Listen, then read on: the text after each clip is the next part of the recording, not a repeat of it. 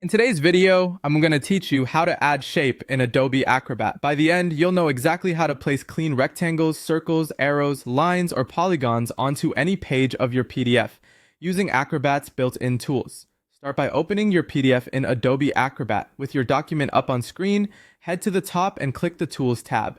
This brings up a panel of features. From here, select Comment. The comment workspace is where Acrobat keeps all of its markup and annotation tools, including the drawing options we need.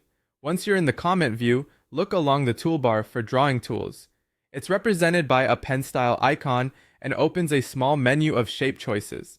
Click it to reveal your options and pick the shape that suits your purpose. Rectangle is great for boxing in sections or creating callouts. Oval, which is often used as a circle, is perfect for highlighting rounded areas or emphasizing a key number. Arrow is ideal for pointing to exact elements, such as a button or a figure in a chart. Line helps you underline or separate content neatly. Polygon lets you create custom multi-sided shapes when a simple rectangle or circle won't do. With a shape selected, move your cursor over the page, click, and drag to draw. You'll see the outline appear as you pull across the area. Keep dragging until the shape reaches the size and position you want. If you need precision, slow your movement as you approach the edges of the target area so the corners or curves land cleanly. When it looks right, release the mouse to place it on the page. After placing the shape, take a quick moment to visually confirm it clarifies what you want to emphasize and isn't covering important text.